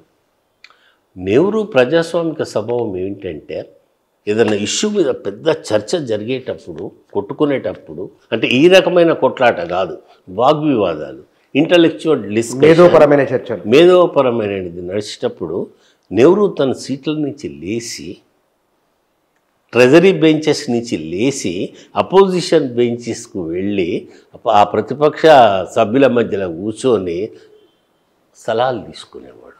దీన్ని ఎట్లా పరిష్కారం చేద్దాం, ఎటువంటి భేషజం, హంగు, ఆర్భాటం, నేను అట్టుపోతానా, వాళ్ళే ఇటు రావాలి. Always he sometimes he used to sit in the opposition benches along with them. ఇక జనాలు ఫిదా అయిపోరా, ఇక తిట్టాల్సిన అవసరం లేదు, కొట్లాడాల్సిన అవసరము లేదు. ఇది నెహ్రూ వ్యక్తిత్వం. ప్రెసిడెంట్ తోటి ఆయన ఇంకొక విషయంలో డాక్టర్ రాజేంద్ర ప్రసాద్తో విభజించింది ఏంటంటే శారదా యాక్ట్. విన్నారా శారదా యాక్ట్? స్వాతంత్ర్యం రాగానే స్త్రీల యొక్క వివాహ వయస్సు మనకేమో సాంప్రదాయం ప్రకారంగా అష్టావర్షాద్ భవే కన్యా, 8 ఏళ్ళు రాగానే పిల్లకి పెళ్లి చేయాలి. అప్పుడు 14 సంవత్సరాలు ఉండే. అయితే నెహ్రూ గారు ఒక కమిటీని ఏర్పాటు చేసిండు, శారదా ప్రసాద్ ఏదో పేరు, దాన్ని శారదా యాక్ట్ అని అన్నారు. బాబు రాజేంద్ర ప్రసాద్ దాన్ని వీళ్ళు లోక్సభ దాన్ని పాస్ చేసినా తన దగ్గర పెండింగ్ పెట్టుకున్నాడు. తన కాన్సెప్ట్ ఇవ్వలేదు ప్రెసిడెంట్ గారు బాబు రాజేంద్ర ప్రసాద్. ఎందువల్ల? ఆయన మితవాది, హిందుత్వవాది. ఆయన సాంప్రదాయాలు వీటిని చాలా గౌరవించేవాడు. ఈ 14 సంవత్సరాలు ఏదైతే నెహ్రూ ఆలోచన ఏంటంటే దాన్ని 18 చేయాలని. బహుశా అదే ఇప్పటికి కొనసాగుతుంది. అవును అవును. అప్పుడు హిందూ మహాసభ మొత్తము వ్యతిరేకించింది. శ్యాంప్రసాద్ ముఖర్జీ, దీన్ దయాళ్ ఉపాధ్యాయ ఇట్లాంటి మహామహులందరూ ఉండిరు అప్పుడు. ఆఖరికి మెజారిటీ ఉంది కాబట్టి అది ప్రెసిడెంట్ యొక్క సమ్మతి, కాన్సెంట్, సిగ్నేచర్ కోసం పోయింది. ఆయన దాన్ని అట్నే అట్టి పెట్టుకున్నాడు. నెహ్రూ చాలాసార్లు వెళ్ళి వాదించాల్సి వచ్చింది. అంటే ప్రైమ్ మినిస్టర్ వెళ్ళి ప్రెసిడెంట్ తోటి చాలాసార్లు వాదించిండు. ఆ రోజుల్లో ఇట్లుండే, అందరూ మహానుభావులే, అందరికీ ఫిలాసఫీ ఉంటుంది. కానీ ఇప్పుడు అట్లేమన్నా ఉన్నదా? ప్రెసిడెంట్ నెహ్రూ రబ్బర్ స్టాంపులు అని పేరు తెచ్చుకున్నారు. పెద్ద దెబ్బ కొట్టింది ఏంటంటే చైనా భారతదేశం మీదకి దండయాత్ర చేయటం. నెహ్రూ దగ్గర డిఫెన్స్ మినిస్టరు కృష్ణ మీనన్ ఉండే. అతను అసమర్థుడు రకంగా, మొత్తము అతని వల్లనే అతను డిఫెన్స్ను పటిష్టం చేయకుండా, చైనా ప్రమాదాన్ని లెక్క చేయకుండా నిర్లక్ష్యంగా వ్యవహరించిండు కృష్ణ మీనన్. కాబట్టే మన పార్లమెంట్లో పెద్ద గొడవ అయిన తర్వాత నెహ్రూ అతన్ని తీసేసిండు డిఫెన్స్ మినిస్టర్గా. నెహ్రూ ఇక్కడ పొరపాటు చేయటం జరిగింది. ఆయన ఒక ఆదర్శవాది, ఒక సోషలిస్ట్ దేశము, చైనాలో భారతదేశము, ఏషియాలో భారత్ అండ్ చైనా రెండు సిమిలారిటీస్ ఉన్నాయి, ఇట్లా దాడి చేస్తుంది అని ఆయన నమ్మలేదు. అయితే ఆయన ఆర్గ్యుమెంట్కు ఒక కారణం ఉన్నది. 1900 దాడి చేసింది ఎప్పుడు? 1964లో. కానీ 1953లో చైనా ప్రధాని చౌవెన్లై ఈయన కలిసి ఇండోనేషియాలో ఉన్న బాండుంగ్ అనే ఒక సమావేశంలో పంచశీల సిద్ధాంతాల మీద 2 దేశాలు సంతకాలు చేసినాయి. ఒకళ్ళ వ్యవహారంలో ఒకళ్ళు జోక్యం చేసుకోవద్దు, ఒకళ్ళ మీద ఒకళ్ళు యుద్ధాలు దాడులు చేసుకోవద్దు అని ఆ పంచశీల సూత్రాలు ఉండే. ఆ 53 ఒప్పందం తర్వాత నెహ్రూ దృష్టి పెట్టలేదు చైనా యొక్క దురాక్రమణ మీద. కృష్ణ మీనన్ చూసుకుంటాడు అని అనుకున్నాడు. ఆయన బేకార్ మనిషి. ఆయన మొత్తం పార్లమెంట్లో ఉన్న ప్రతిపక్షాలు నెహ్రూ మీద దుమ్మెత్తిపోసినాయి. నెహ్రూకు విసుగు వచ్చింది ఆఖరికి. ఆ లడఖ్లో ఏమున్నది, అక్కడ నీఫాలో ఏమున్నది? నీఫా అంటే ఇప్పుడు అరుణాచల్ ప్రదేశ్, అప్పుడు నార్త్ ఈస్ట్ ఫ్రాంటియర్ అనేవాళ్ళు. ఏమున్నది? అంతా మంచే కదా, కిలోమీటర్ల దూరంలో. అంటే నానాజీ దేశ్ముఖ్కు చాలా కోపం వచ్చింది. జనసంఘ్ పార్లమెంటరీ పార్టీ నాయకుడు ఆయన. మీరు వినిండొచ్చు, నానాజీ దేశ్ముఖ్. పేరున్నా డెప్త్ తెలియదు ఆయన గురించి నాకు. ఆయన ఇమ్మీడియట్గా లేచి, నెహ్రూ గారు మీ తల మీద జుట్టు లేదు, మీది బట్టతల, అయితే ఆ తలకు విలువ లేదంటారా అని నానాజీ. ప్రధానమంత్రిని. నిజమే, వాస్తవమే. నేను ఇది ఎందుకు చెప్తున్నంటే ఇప్పటి అసెంబ్లీలు పార్లమెంట్లు ఈ చర్చలు అసలు చర్చలే లేవు. అప్పుడు మనుషులు ఇటు ప్రతిపక్షంలో అటు అధికార పక్షంలో ఏ రకంగా ఉన్నారు అనేది ఉదాహరణ చెప్తున్నా. ఇకపోతే ఆఖరికి మీరు నన్ను ఒక క్వశ్చన్ అడగొచ్చు, మీ మీద నెహ్రూ ప్రభావం ఏమిటి? మీరు యవ్వనంలో ఉన్నప్పుడు, విద్యార్థిగా ఉన్నప్పుడు వామపక్ష భావజాలం వైపు ఉన్న మీరు సామ్యవాద తరహా, మీరున్నదే సామ్యవాద రావాలన్న పార్టీలో, అక్కడి నుంచి సామ్యవాద తరహా ఈ అన్నింటికి దూరంగా ఉన్న ఒక కొత్త సరికొత్త వాదాన్ని ప్రపంచానికి పరిచయం చేసిన గాంధీ మార్గం వైపు రావడము, నెహ్రూను విపరీతంగా అభిమానించడం ఎట్లా సంభవించింది? నేను ఈ రకంగా రూపాంతరం చెందటం అంతే కదా. అవును, గొంగళి పురుగు సీతాకోకచిలుకగా రూపాంతరం చెందటం లాగా ఇది రైట్ అని చరిత్ర నిరూపించింది. ఈరోజు సోవియట్ యూనియన్ కూలిపోయింది. There is no communism in China today except consumerism. ఆ రెడ్ అనేది ఏ జెండాలో లేదు. ఇప్పుడు ఆడపిల్లల లిప్స్టిక్ మీద మాత్రమే చైనాలో రెడ్ కనబడుతుంది. అది మొత్తం పెట్టుబడిదారి దేశం అయింది.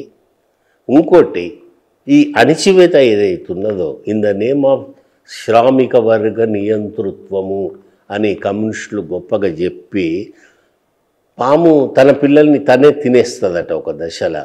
అట్లా కమ్యూనిస్ట్ పార్టీ నాయకులు అసమ్మతివాదులను ఇమ్మీడియట్గా అణిచేయటము, ఆ నియంతృత్వము తన ప్రజల మీదనే ఇచ్చేయటము, స్వాతంత్రం లేకపోవటము, ప్రాథమిక హక్కులు లేకపోవటము, పబ్లిక్ రంగము కొంత ఫెయిల్యూర్ కావటము అక్కడ రష్యాలో. కాబట్టి మనకు ప్రజాస్వామ్యము కావాలి, సోషలిజం కావాలి. సోషలిజం అనేది ఒక డాగ్మా కాదు, అదొక ఏమంటారు మూఢ సిద్ధాంతం కాదు. దాన్ని దేశకాల పరిస్థితులకు మనము అన్వయించుకోవాలి. ఇంగ్లీష్ పొలిటికల్ థింకర్స్ ఏమంటారంటే socialism is just like a chameleon which changes according to its time and situation. Socialism అనేది ఉసరవెల్లి లాంటిది. అది దేశకాల పరిస్థితులకు అనుగుణంగా తన రంగులను మార్చుకుంటూ ఉంటుంది. కాబట్టే నెహ్రూకు ఆ ఏమంటారు శ్రామిక వర్గ నియంతృత్వము, అణిచివేతలు, రాజకీయ స్వాతంత్రం లేకపోవటం ఇష్టం లేక రిఫార్మ్స్ తోటి. ఇంకోటి, నెహ్రూ కాలంలో ఒక గొప్ప సంగతి ఏం జరిగిందంటే, మన స్టాలిన్ తర్వాత క్రుష్చెవ్ రష్యా అధ్యక్షుడయ్యాడు 1956లో. ఆయన అన్నాడు, no revolutions now in the world. ప్రపంచంలో విప్లవాలు అక్కర్లేదు, శాంతియుత సహజీవనము, peaceful transition from capitalism to socialism. ఇక ఈ విప్లవాలు అక్కర్లేదు అని క్రుష్చెవ్ కొత్త సిద్ధాంతాలు పెట్టిన తర్వాత 1956లో అప్పుడే ఆవడి కాంగ్రెస్లో నెహ్రూ కూడా ఏమన్నాడంటే, భూ సంస్కరణలు మనం తీసుకొద్దాము, జమీందారీ సిస్టమ్ రద్దు చేద్దాము, టెనెన్సీ యాక్ట్ ఇద్దాము, రిఫార్మ్స్ ద్వారా, రెవల్యూషన్ ద్వారా కాదు, రిఫార్మ్స్ ద్వారా మనము సమూలమైన మార్పులు తీసుకొద్దాం. ఇన్ని అయిన తర్వాత నేను సకల శాస్త్రాలు తర్వాత చదువుకున్న తర్వాత ఇప్పుడు నేనేమిటంటే నెహ్రూ పాత్ లేదా మన Indian constitution is the right constitution for democracy, for socialism, for secularism and for republicanism. కాబట్టి రాజ్యాంగం మన చేతిలో ఉన్నది. ఆ విలువలను కాపాడుకుందాము. ఈ పెద్దవాళ్ళు చెప్పిందంతా గాంధీని, లోహియాను, అంబేద్కర్ను, కార్ల్ మార్క్స్ను వీళ్ళందరినీ కలిపి మనం కొత్త సిద్ధాంతాన్ని తయారు చేసుకొని ముందుకు పోవాల్సిన అవసరం మనకున్నది. ఓకే, ఇక ఈ ముగింపులో నెహ్రూ ప్రభావం నా మీద ఏముంది అనేది నేను లెఫ్ట్ ప్రభావంలో 18 ఏళ్ళకి వచ్చిన నేను. కానీ 18 ఏళ్ల కంటే ముందు నేను ఎట్లుండేవాడిని అనేది అంటే, నెహ్రూ చనిపోయిన రోజు తెల్లారి పేపర్ వచ్చింది, మొత్తం బ్లాక్గా చిన్న నెహ్రూ బొమ్మ.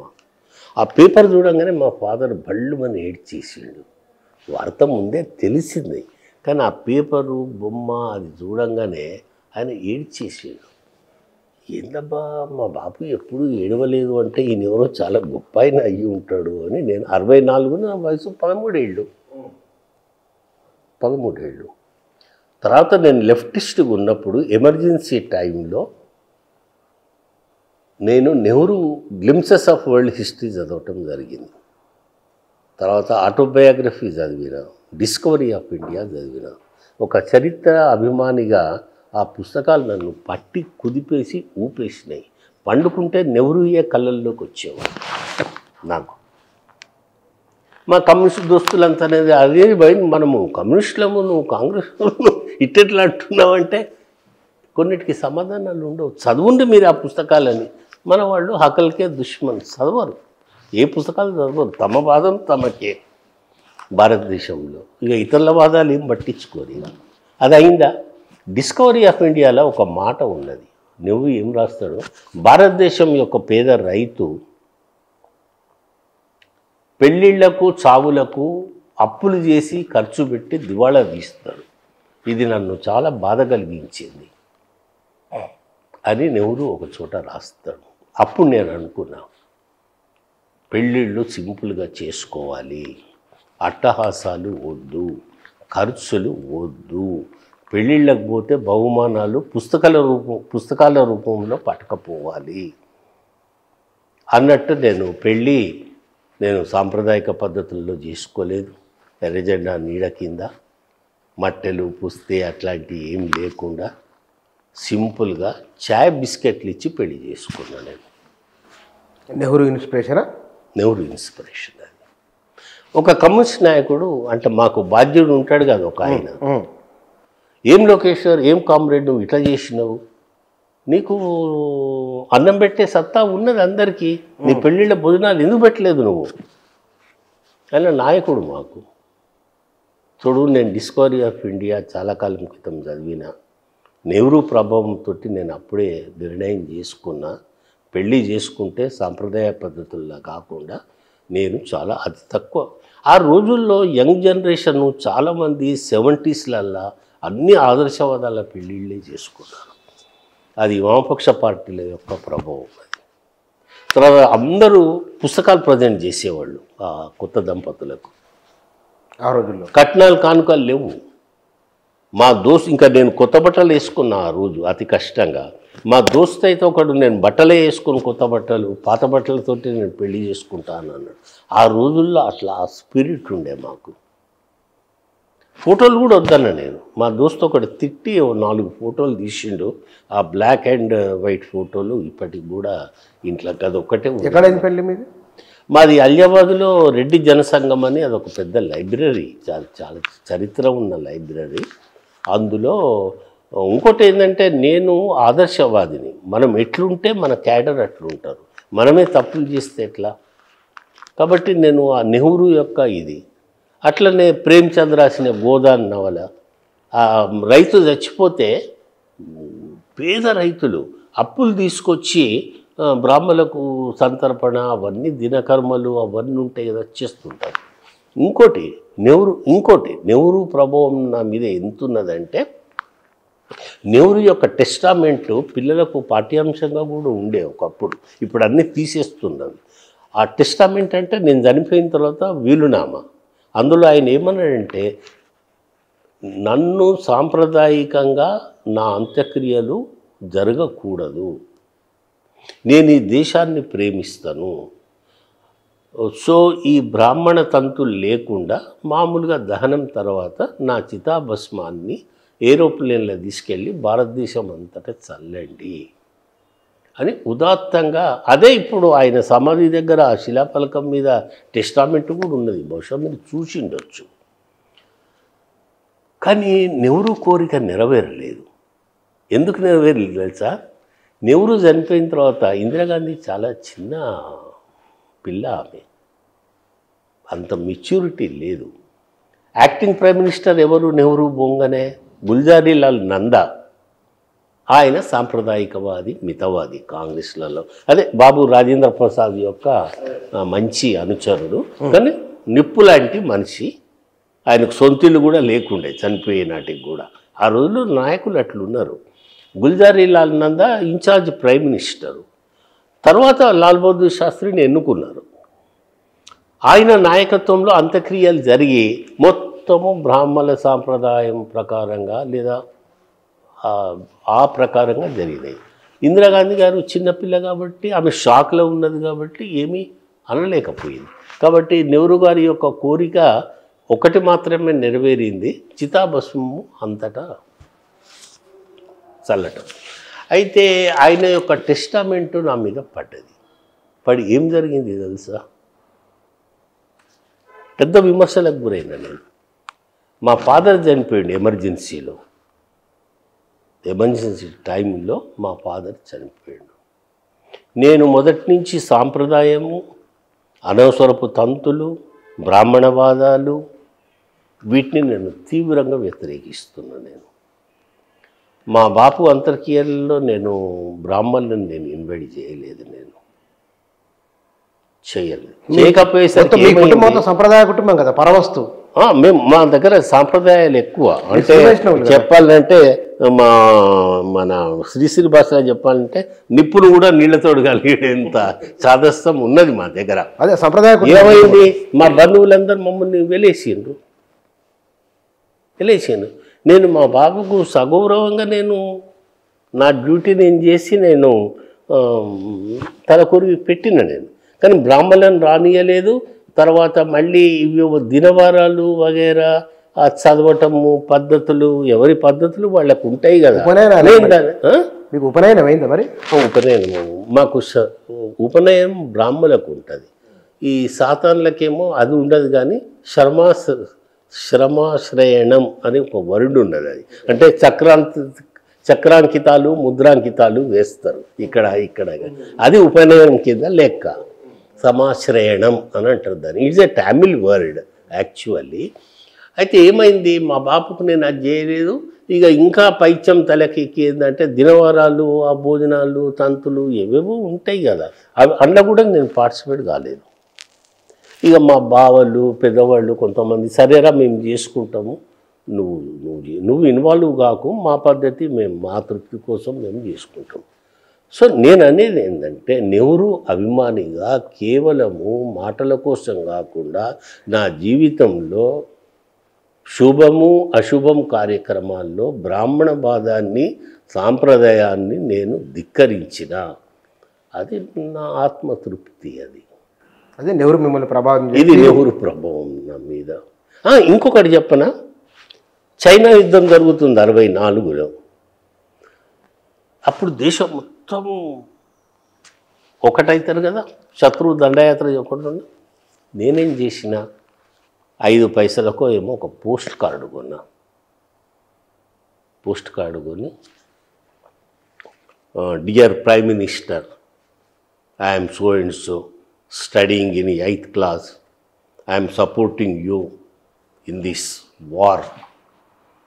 మళ్ళీ నేను పెద్దగా అయిన తర్వాత సైన్యంలో చేరుతాను నేను అని ఇట్లా నోటికి వచ్చిందల్లా ఫుల్ రాసి డబ్బలు వేసేసిన. ఎవరికి తెలియదు ఈ సంగతి. 2 నెలల తర్వాత నేను క్లాస్లో ఉన్నా. చప్రాసి వచ్చిండు. చప్రాసి అంటే అటెండర్. లోకేశ్వర్ కౌన్ హే, హెడ్ మాస్టర్ సాబ్ బులా రే. మా సార్ పరేషాన్, ఏం చేసినవురా అన్నట్టు నా ముఖం చూసి ఆయన కూడా పరేషాన్ అవుతుండు. జనరల్గా హెడ్ మాస్టర్ ఆ రోజుల్లో తన రూమ్లోకి ఎవరిని పిలవడు కదా. నాకు కూడా సమజ్ కాలేదు. ఇక నిండ మునిగినకి చల్లింది అని అటెండర్ చప్రాసి ఎంబడు పోయినా. మా హెడ్ మాస్టర్ సాబ్ రవి సింగ్ అచ్చు బిల్కుల్ సర్వేపల్లి రాధాకృష్ణన్ ఫోజులో ఉండేవాడు. బాగా గీగా అది ఇది అట్లనే చాలా ఐడియల్ హెడ్ మాస్టర్ సాబ్ రవి సింగ్. అదే తెల్ల బట్టలు. నేను భయపడుకుంటా రూమ్లోకి పోయినా. ఎప్పుడు జన్మలో పోలేదు హెడ్ మాస్టర్ రూమ్లో. బాబు నువ్వు మీ నాయన ఏం చేస్తాడు అని ఫస్ట్ అడిగాడు. మా ఫాదర్ కూడా హెడ్ మాస్టర్ ప్రైమరీ స్కూల్ అంటే దాంతో ఆయన కూల్ అయిండు, జరా సమజ్ చేసుకున్నాడు. నువ్వు ఎవరికన్నా ఉత్తరాలు రాస్తుంటావా? కన్వర్జేషన్ తెలుగా ఈ ఉర్దూ? మీ ఇద్దరు తెలుగులోనే మాట్లాడు. తెలుగే మాట్లాడా? మాది తెలుగు మీడియం స్కూల్. నేను 10వ తరగతి వరకు తెలుగు మీడియమే. బాబు నువ్వేమైనా ఉత్తరాలు రాస్తుంటావా అని ఇక గద్దించలేదు, కానీ సాఫ్ట్ టోన్తో అడిగాను. నాకు టక్కున జ్ఞాపకం వచ్చింది, జీవితంలో నేను ఎందుకు ఉత్తరాలు రాసిన వీళ్ళకు వాళ్ళకు. నేను రాసిన సార్ ఒకసారి. ఎవరికి రాసిన? పండిత్ జవహర్లాల్ నెహ్రూకు రాసిన సార్. ఓహో అట్లనా అని డ్రాయర్ల నుంచి ఉత్తరం తీసి, ఇగో ఆయన నీకు జవాబు ఇచ్చిండు చూడు. అవునా? అదంతా అంగ్రేజీలో ఉన్నది, మళ్ళీ హిందీలో కూడా ఉన్నది. మళ్ళీ మనకు అంగ్రేజీ రాదు సరిగ్గా, హిందీ అంతకంటే రాదు. Office of prime minister mister Lokeshwar Swami, I appreciate your these that అనేదో 5-6 లైన్లు ఉండి కింద ప్రైమ్ మినిస్టర్ జవహర్లాల్ నెహ్రూ సంతకం కూడా ఉన్నది. తీసుకుపోయి జాగ్రత్తగా దాచిపెట్టుకోని ఆయన అన్నాడు. ఇక తర్వాత మా స్కూల్లో ఆ సంగతి తెలిసి ప్రతి ఒక్కడు పోస్ట్ కార్డు కొనటము, పండిత్ జవహర్లాల్ నెహ్రూకు ఉత్తరాలు రాయటము అయిందా. మా ఇంటికి వచ్చిన మా బాపు ఈజ్ ఎ లిబరల్ డెమోక్రాట్. కోపము కూడా ఇక్కడ రాకపోయేది, ఏదైనా తప్పు చేసినా ఏమనకపోయేది. కానీ మా అమ్మ మాత్రము స్టాలిన్, హిట్లర్. ఎందుకు రాసినవరా నువ్వు? అందులో మన తప్పులుంటే పోలీసు వాళ్ళు వచ్చి నిన్ను పట్టుకొని ఖైద్ఖానాలకు తీసుకపోతే నీ గత ఏమయ్యేది? పోలీసు వాళ్ళు అరెస్ట్ చేస్తే ఏమయ్యేది? మన తప్పులు రాస్తే. అవి నన్ను పొగడలేదు, మీది నుంచి నా మీద కుండె నీళ్లు చల్లగా చల్లింది. ఇక ఆ ఉత్తరం చాలా కాలం నా దగ్గర ఉండే, కానీ ఇక మన నిర్లక్ష్యంతో పోగొట్టుకున్నా. సో ఇది నెహ్రూతోటి నాకున్న అనుబంధం. మరి పెద్దవాళ్ళని స్మరించుకున్నప్పుడు ఇట్లాంటి చిన్న చిన్న సంగతులు కూడా చెప్పాల్సి వస్తుంది. నేను చెప్పిన. సో మీకు మళ్ళీ ఒకసారి కృతజ్ఞతలు. Thank you sir. భారత తొలి ప్రధానమంత్రి పండిట్ జవహర్లాల్ నెహ్రూ ఈ దేశ నిర్మాణానికి, ఈ దేశ ప్రజల భావోద్వేగాల ఐక్యతకు, ఈ దేశ భవిష్యత్తుకు వారు చేసిన పనులేమిటి, క్లిష్ట సందర్భాల్లో వారు వివరించిన తీరు ఏమిటి అనే దానికి ఒక విద్యార్థిగా, యువకునిగా, ఇవాళ రచయితగా వారు వ్యక్తం చేసిన అభిప్రాయాలు ఇవి. Thank you.